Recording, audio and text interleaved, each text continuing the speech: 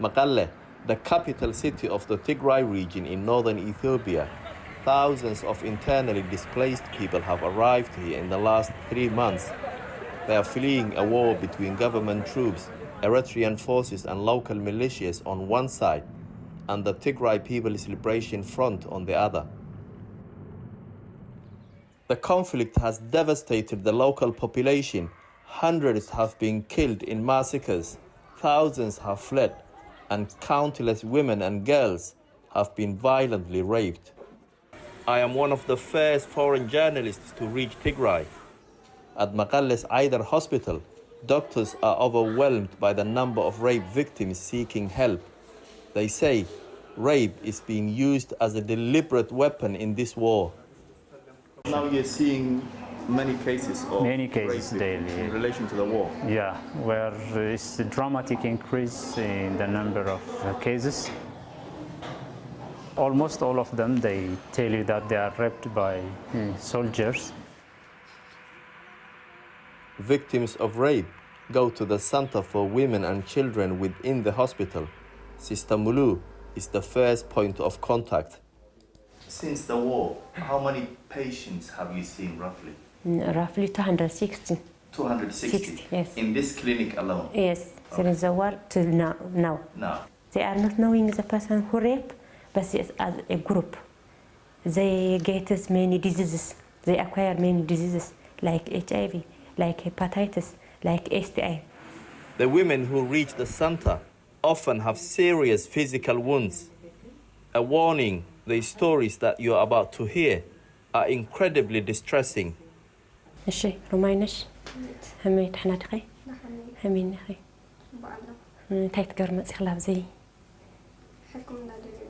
ሕክምና እንታይ ኮይና እንታይ በጽሕኪ ዘይ ትፈልጥ እኺ እንታይ ምዃኑ ትፈልጥ እኺ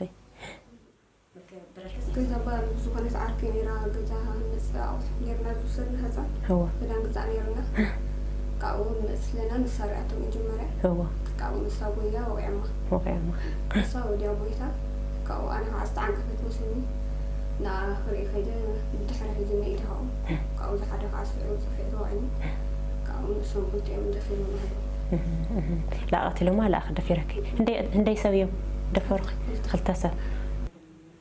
Rumainesh's story is recorded, medical examinations will be done, and she's given an initial counseling session.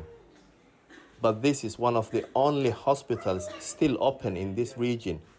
The charity MSF estimates that just over 10% are functioning normally. The other have been destroyed in this war. There is no transportation, they can buy themselves to work. After 3 days, after 4 days, after a week, they become very angry. They haven't have any clothes. They are migrants. They haven't have any financial. They haven't any clothes. Their clothes are disorganized by the sharp materials, by knife, by anything when they are raped the persons.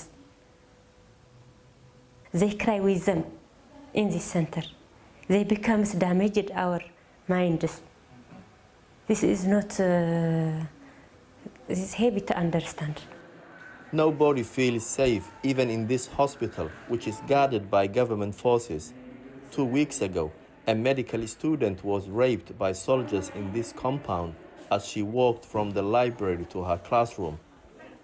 Before the war, the police had the power to bring perpetrators to justice, but the local administration has been disbanded since the conflict began. Now, the Tigray region is under a state of emergency, and a coalition made up of Ethiopian troops, Eritrean soldiers and local militias know that they have the ultimate power. Some are accused of being on a revenge mission. There is no police service, there is no court. Every person is as you do as you want by now. The Tigray People's Liberation Front, or TPLF, ruled Ethiopia for 27 years. They too committed crimes against other communities in the country. Once a powerful group, they are now hiding in the mountains, unable to protect their population, and the people here feel helpless. What's happening to them, especially to the women of Tigray? So she came here around 9 days ago? Yeah. So rape cases are still coming, or rape victims are still coming? Yeah, you can get them in the war, you can get them wherever you like, but rape cases are always coming. The special thing about this case is this client is she was already pregnant, and on top of that she was raped, and she was also hit by that gun, so she has sustained almost 3 injuries being pregnant with around 20 weeks of gestational age, and raped. Probably from her history that she told us, from her history she was raped for 3 days, being locked in a house by one of the soldiers, and she came to us bleeding. This 19-year-old girl was working as a waitress and was stopped by soldiers on her way home.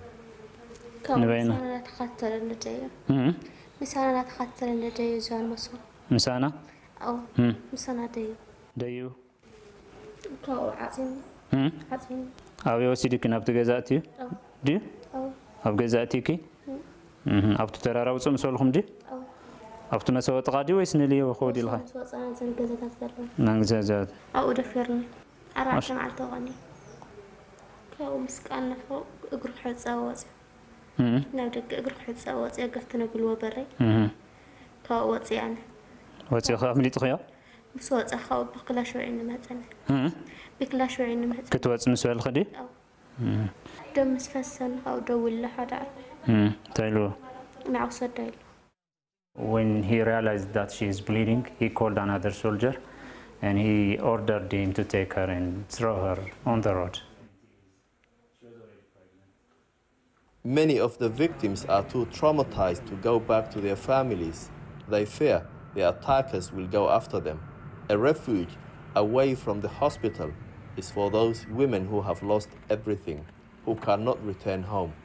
We're now heading to a safe house where there are around 40 women, all of them victims of rape. It's in a hidden location, and we were advised to travel separately in case we were being followed. One shocking story that I kept on hearing was that of a woman in the safe house. ሻዕቢያ ሰራዊት ነበሩ መጀመሪያ ልብሳቸው የሻዕቢያ ሲሆን አነጋገራቸው እንጂ ልብሳቸው እንደ አብይ መሐመድ እንትን የለበሱ ናቸው። ገፍትሮ ገቡ የበረበና ቡና ሸጥ ነበር። 6 ሴቶች ነበር። 30 ወንዶች ነው የገቡ እንትኑ ፋይተሮቹ። ከዛ ሁላችን ልብሳችን አውልቀው መሬታችን በኩልበት አንድ ለአምስት አንድ ለአምስት ነበር። ሲደፍርም እንደገና ደግሞ ፎቶ እያነሳ ሲጫወትብን ለሆነ ማታ እዚህ ካድራችሁ ገድላችኋል። አንድ ልጅ አገረድ ነበር የደፈሯት። This was the first time she was raped. She managed to escape and get help, but when she went home, she was raped again. Whilst trying to flee with her 12-year-old son, they and other women get caught again. ዝናታቻስ ወረዱና መርፌ ያመጡ እኔ ከነልጄ ነዛ ለሁሉ መርፌ ተወጋ ላስቀጣ ረቆታቸው አጥቶ ይሄ ታስሮ እንደዚህ አንድ ዛፍ ላይ እና ድንጋይ ላይ ታስረ እንደዚህ በቃ ይሄኛው ያይሰራም ይወጅና ዱላም ተደበደብ መርፌም ተደምዘና 10 ቀን ሙሉ በረሃ የሬሳዎች አሉ ማት የሞቱ ሰው አለ ጅባት ሳበር አሞራ ጠጎ በሬሳ ላይ ነው የሚረማመደው ይጣጣሉ ልክ ጉንኛት ካረጉ እንዲወራ በደሞ ነው አትሰማለኝ ወደ ልጅ አፎመዛዝራል ወደ ህፃኑ ልጅ በሶስት ቀን በኋላ እርጉዟን ኦፕሬሽን ነበር እንደደች እሷ ስታርፍ ልጇ መስጭው እሱንም በጥይት ወጥቶበት ተሰነጣል ሱባ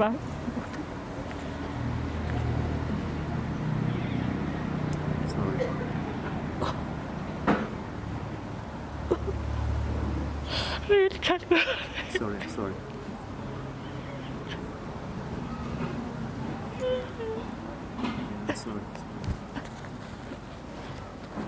Abaye, kitabe jadku. Asal kenyan jadku. Udah ya tadi. Asal. Ini kan. 12 years her son killed in front of her. She crying when she remember him, her child, she crying. She is not stable. This is very painful service to us. How can I clarify it?